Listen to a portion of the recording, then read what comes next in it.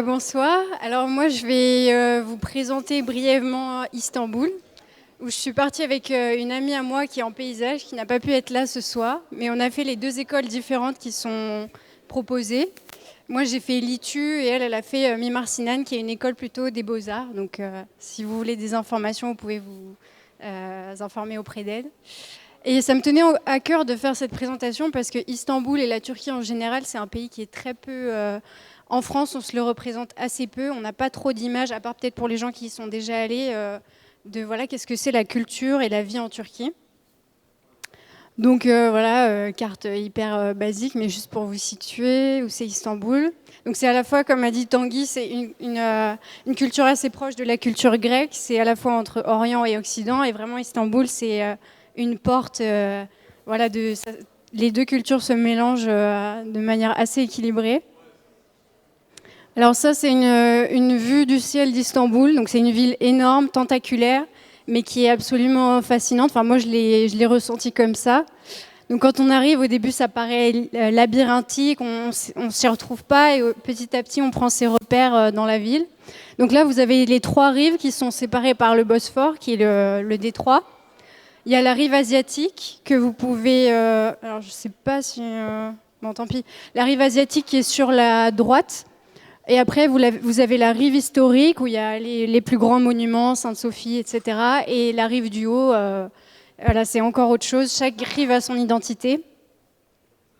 Donc, je vais vous parler vite fait, enfin, je vais vous raconter ma vie, hein, clairement, la vie quotidienne.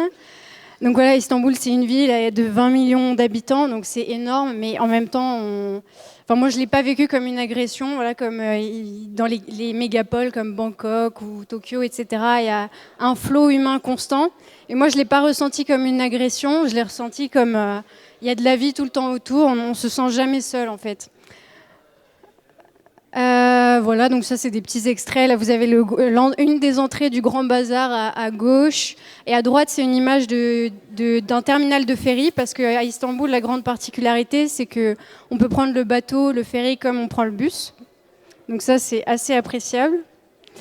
Ça c'est voilà, à gauche vous avez une photo d'un des quartiers. Chaque quartier c'est comme un village en fait, et ça a sa propre identité. Ça, ces petites photos, c'était pour vous montrer le rapport hyper étroit qu'entretient Istanbul avec le Bosphore, la mer, et l'espace public qui est lié. C'est un territoire voilà, où il y a tout le temps de l'activité, les gens se réunissent. C'est assez impressionnant. Je ne pouvais pas ne pas vous parler de nourriture parce que Istanbul, c'est juste incroyable pour ça.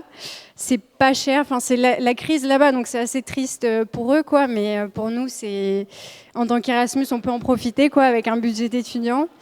Donc voilà, Istanbul, c'est pas que les kebabs, c'est tellement plus de choses. Et puis la nourriture, c'est c'est un lien de sociabilité. La street food est hyper développée là-bas. Donc on peut manger dans la rue pour pas cher, on peut aller au restaurant. Il y a une diversité de pratiques de la nourriture qui est vraiment cool.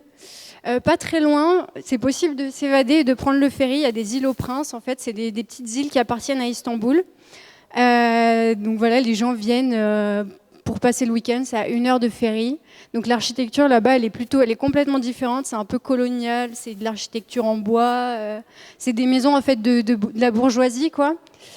Et voilà, c'est assez cool de partir là-bas. Donc Istanbul, c'est une ville qui est immense et en mutation. C'est un territoire ultra politisé. Il y a des grands projets qui se font, donc ça peut paraître assez agressif des fois, mais ça fait partie de la ville. À droite, vous avez une photo de la mosquée qui est en train de se construire à Taksim, c'est la place principale. Et en fait, Erdogan, qui est au pouvoir, qui est un dictateur, quoi, clairement, essaye d'islamiser la ville, et c'est pas bien perçu par tous les Stambouliotes. Les Stambouliotes de base sont contre cette idée-là, parce que c'est une symbolique hyper forte de mettre une mosquée sur une place publique qui est censée être laïque, quoi. Donc l'espace public est support de tensions très intéressantes politiques. Voilà, et puis ce qui est impressionnant à Istanbul, c'est quand on passe dans les rues, il y a toujours des surprises. On est toujours surpris. Voilà, que ce soit dans les magasins, là à droite, c'est un magasin qui est uniquement dédié aux couteaux pour diverses raisons. Enfin, on ne trouverait pas ça à Bordeaux, quoi. Voilà, des chantiers, des mosquées partout, des mosquées à perte de vue. Il y a une mosquée tous les 20 mètres. Faut aimer le chant du muezzin qui rythme la journée. Moi, j'y ai pris goût, c'est vraiment génial, mais voilà, c'est pas toujours facile quand on habite à côté de la mosquée. Voilà, des pastèques, enfin que des trucs un peu improbables, quoi, vraiment qu'on. Et ça manque un peu, ça, à Bordeaux, je trouve, ce bordel dans les rues. Il y a personne. À Istanbul, il y a toujours quelqu'un dans la rue qui reste, qui s'assoit. Et voilà, ils ont leurs petites habitudes. On parle facilement. Voilà, à gauche, on voit pas très bien, mais c'est une petite particularité aussi d'Istanbul, c'est les taxis collectifs qui s'appellent les dolmouches. Donc on peut rentrer de boîte de nuit à 7h du matin avec des inconnus entassés dans c'est un mini camion, quoi, et pour pas cher, on prend le taxi, en fait, c'est hyper plaisant. Et à droite, c'est un chat dans une bijouterie, parce qu'à Istanbul, les chats sont rois. Il y a des chats absolument partout. À chaque magasin, il y a un chat qui attend. Il y a des chiens en plein milieu du Sephora. Enfin, des trucs, on s'y fait. Les gens leur donnent à manger. C'est un rapport hyper bienveillant, en fait, aux animaux, quoi. Ils se baladent comme ils veulent, quoi. Donc il y a toujours de la vie. L'école, bon, je vais en parler très brièvement, j'ai pas énormément de photos. Ça, c'est des photos de Claire, qui était à Mimarcinal, l'école des Beaux-Arts. Et elle a eu la chance de faire des cours hyper traditionnels de hébreu. C'est du... Comment ça s'appelle j'ai perdu le mot. Quand on fait des papiers, du marbling, ça s'appelle en anglais, je sais plus comment. Donc c'est un art hyper traditionnel en Turquie. Et elle a fait du tissage aussi. Et voilà, plein d'autres disciplines qu'on n'a pas forcément l'occasion de faire à l'ENSAP. Ça, c'est mon école, c'est là où j'étais. Donc, il y a une cour intérieure qui est hyper agréable quand il fait beau. J'ai pu faire moi aussi plein de cours qu'on n'a pas l'occasion de faire à l'ENSAP et ça fait du bien de changer aussi. J'ai pu faire du théâtre, du cinéma, de la philo de l'art, de la céramique avec une prof de 80 ans qui était hyper énergique. Et quoi d'autre? De la gravure aussi, un atelier de gravure. Et c'est vrai que c'est dommage qu'on n'ait pas plus de disciplines artistiques à l'ENSAP proposées, au moins en optionnel, quoi. Parce que c'est vraiment génial. Enfin, personnellement, j'ai trouvé. Les voyages, parce que voilà, Istanbul, c'est pas la Turquie, c'est complètement différent. C'est une mégapole, en fait. Et le reste de la Turquie, c'est beaucoup plus, pas archaïque, j'allais dire archaïque, mais c'est plus conservateur, on va dire, donc c'est vraiment un décalage incroyable. Donc bon, là, je vous ai mis une carte un peu moche, mais c'est la seule que j'ai trouvée des régions de la Turquie. Moi, j'ai principalement fait la région de Marmara, la région d'Anatolie du Sud, qui est en frontière avec la Syrie, et l'Anatolie centrale, où j'ai fait la Cappadoce, mais toutes les régions sont bonnes à voir, c'est vraiment... elles sont toutes particulières. Donc mon premier voyage hors d'Istanbul, c'était une petite échappée dans l'île de Gökçeada, qui est pas très loin, à 5 heures en bus. Et le bus, on peut le prendre comme on veut, ultra facilement. Donc voilà, on a pu rencontrer des gens hyper cool. Ça fait un peu cliché de dire ça, de dire que les gens sont super accueillants là-bas, mais c'est vrai.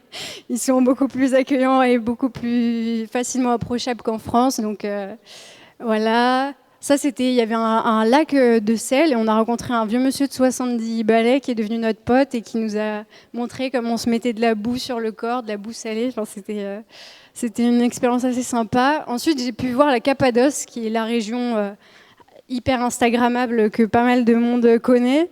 Mais c'est pas ce que j'ai préféré parce que c'est c'est impressionnant. C'est là, si vous connaissez pas, en fait, c'est là où il y a beaucoup de maisons troglodytes, c'est une région où il y a un patrimoine de l'humanité incroyable. C'est impressionnant de voir ces villes qui se font vraiment villes fantômes.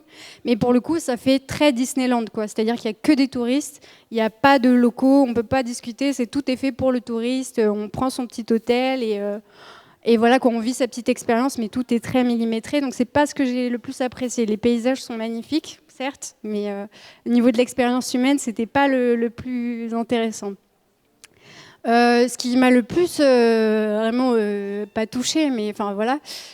En fin d'année, j'ai fait un road trip avec des amis Erasmus dans le sud de la Turquie, donc la région proche de la Syrie, où on nous disait faut absolument pas y aller. Je dis pas qu'il faut aller en Syrie, mais la région tout n'est pas à ne pas faire, quoi. La région proche n'était pas dangereuse. Donc voilà, on a pu voir des villes. Là, c'est la capitale kurde entre guillemets, la ville de Diyarbakir, qui veut dire la ville noire. Donc il y a cette mosquée qui est au centre de la ville qui est absolument incroyable. C'est un lieu spirituel qui est vraiment... je sais pas comment le raconter, quoi. Ça, c'est encore Diyarbakir. C'est ce que vous voyez, c'est l'architecture en fait typique des. Ça s'appelle un han. C'est un marché, en fait, c'est un espace commercial qui est sous forme de cour. Et là, aujourd'hui, voilà, on y vient prendre le petit déjeuner, le kahvaltı en turc. C'est hyper convivial. Il y a des toiles tendues. Enfin, on se croirait vraiment dans un autre monde. Ça, c'est une autre ville, c'est Midyat, qui est... En fait, toute cette région-là dont je vous parle, c'est proche de la Mésopotamie, donc il y a un patrimoine aussi incroyable à voir. Donc ça, c'est des maisons qui sont très vieilles, qui sont taillées dans la pierre. Voilà, c'est encore des petites architectures. Ça, c'était un village complètement paumé où les enfants nous demandaient de l'argent. Donc là, on s'est retrouvés très cons. On revenait d'Istanbul où il y a beaucoup de monde, c'est très cosmopolite. Et là, on arrive, on se balade et il y a des enfants qui viennent te demander de l'argent. Tu redescends un peu d'un cran, quoi. Voilà, encore, ça c'est Şanlıurfa, c'est une ville dans la même région. C'était une ville vraiment, ça ressemble la représentation du paradis sur terre. Quand on y arrivait, c'était le moment du Ramadan. Et le moment du Ramadan, en fait, vu que la religion est très importante en Turquie, tout le monde n'est pas musulman, mais ça a une part importante. C'est comme Noël, en fait, pour nous. Et les gens mangent, en fait, dans la ville. Il y a plein de tables, vraiment. Et même si vous n'êtes pas musulman, vous êtes invité à manger au coucher du soleil. Donc quand on y arrivait, c'était la fête de fin du Ramadan. Et il y avait des gens partout dans la ville, des fleurs, tout le monde... Enfin, c'était comme une fête dans la ville.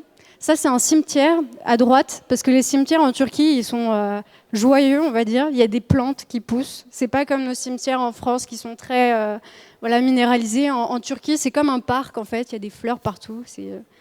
C'est super beau. Voilà encore des petites photos. À gauche, c'était une nécropole dans laquelle on a pu dormir. C'était assez bizarre comme expérience. On était surveillés par des policiers, mais on n'avait pas d'endroit pour dormir la nuit. Voilà, c'est encore la Turquie du Sud. Et voilà, c'est tout. Hein. Je n'ai peut-être pas été très complète, c'était pas l'oral le plus construit du monde, mais voilà, si vous avez des questions, je peux y répondre par un message.